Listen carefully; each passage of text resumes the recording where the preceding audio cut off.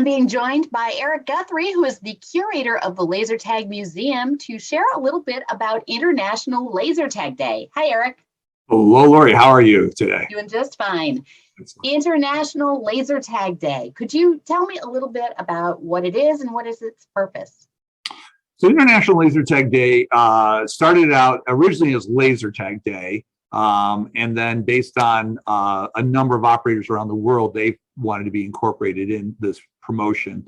International Laser Tag Day is a celebration of the grand opening of Dallas-based Photon, the very first photon laser tag and the very first commercial laser tag business to ever exist anywhere in the world.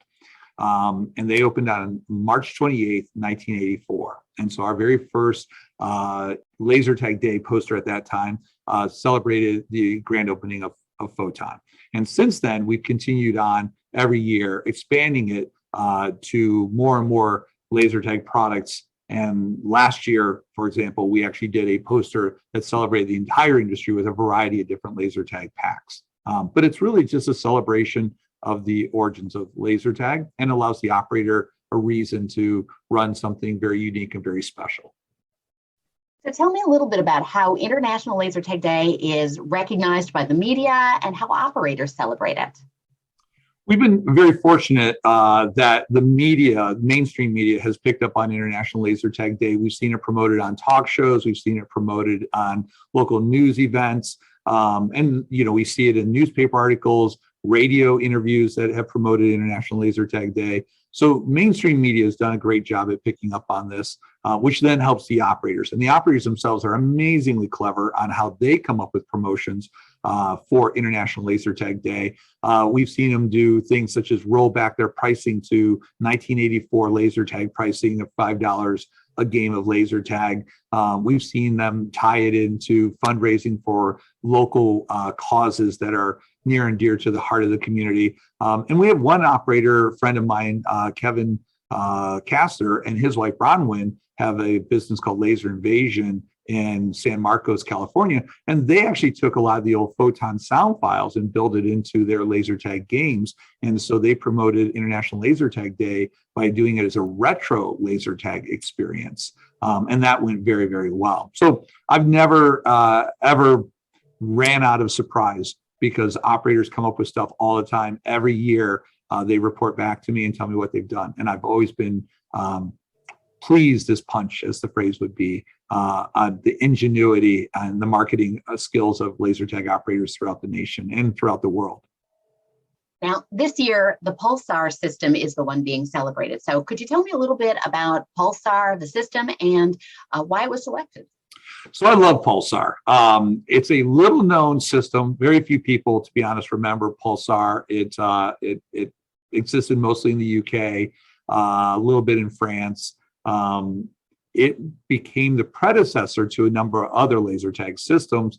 The person who worked on Pulsar was a gentleman by the name of Martin Shoebridge. Martin Shoebridge has received an award as an industry innovator from the Laser Tag Museum. But what made Pulsar really cool, and it was sort of like technology that people forgot existed, it was the very first system that had dynamic handicapping that showed on the laser tag pack. So with the Pulsar system, there's these shoulder sensors, and think of them as, just devices that sit, and they actually have 5 LED, or not LED, but standard lights on them. And the better you did, the more your lights came on. So you became like a 3-star, 4-star, 5-star player, and it would automatically change during the course of the game. And that dynamic handicapping was done even though it was an old network-based system. Without being too technical, basically a player had to go back to a device and download the data out of their laser tag pack, and then the computer would recalculate it and then tell the pack how many stars or lights it should have on. So cool. And then somewhere that technology just got forgotten and it just disappeared. And so what was it that existed in the mid-90s didn't exist at all in the 2000s and early 2000s and 10s, so to speak.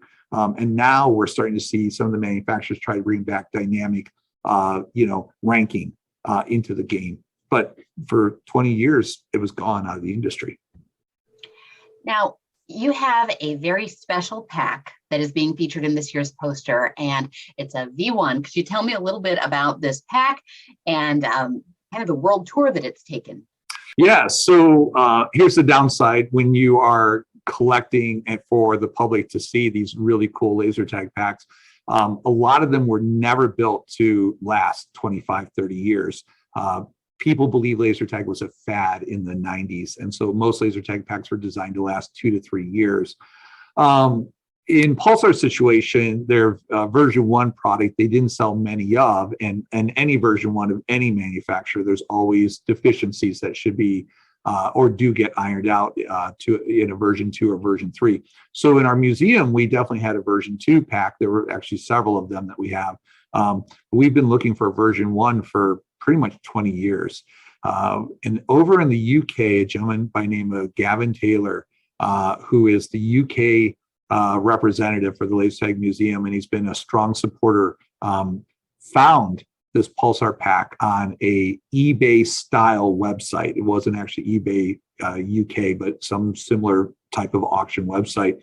And he purchased it on behalf of the museum.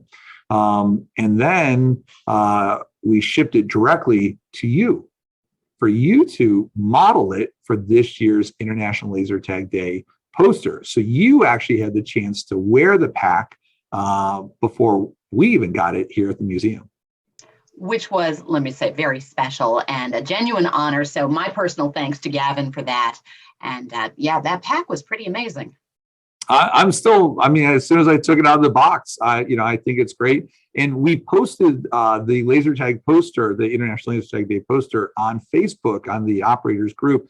And a lot of operators commented about how cool the pack was as well. And so it was really nice to see operators who didn't even know this product existed making positive comments. And that just stands how well designed and how visually stunning this laser tag product is. And we're glad to be able to bring that back so people can know about the history of the industry like that. Absolutely.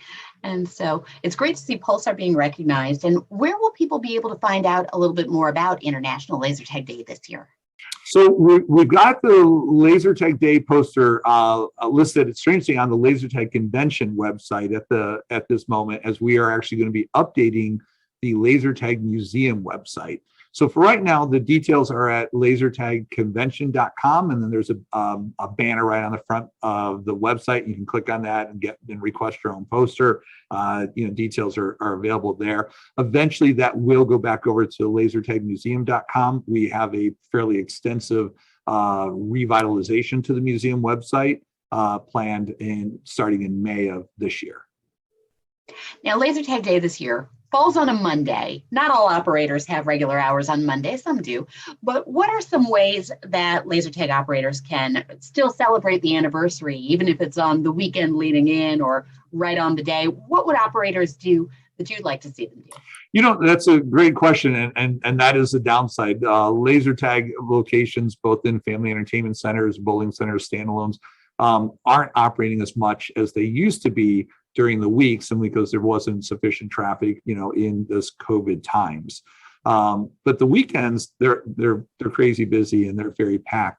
So I think operators can still promote International Laser Tag Day, still run a special of some sort, still tie into a community cause, and they can do it on Saturday. Or most operators probably wouldn't want a discount on a Saturday, and you can't really blame them. It is the busiest day of the week for us in the industry.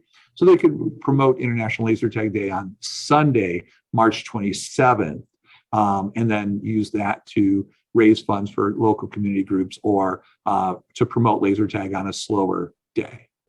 I think there's a lot of great potential for people to go out and play laser tag and remember an anniversary. And would just wonder if you have any final thoughts to share about International Laser Tag Day.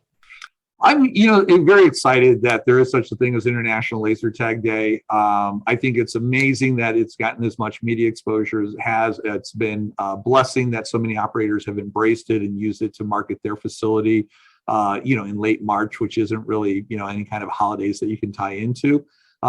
So, I've learned never to assume that I know everything about how to promote International Laser Tag Day. Every year, operators come up with new promotions and new ways to market it. And I'm always impressed by the ingenuity of the laser tag operators. And then I would say, lastly, I'm also impressed by the number of operators that over the years have collected the full set of these posters since we've been doing them since 2014. I believe this is our 8th poster, 9th poster, and so we have operators who have the full collection of these posters hanging up in their birthday party rooms or hanging up in their arcade area. So we think that's fantastic, that even though this is one day out of the year, operators actually promote this day 365 days a year.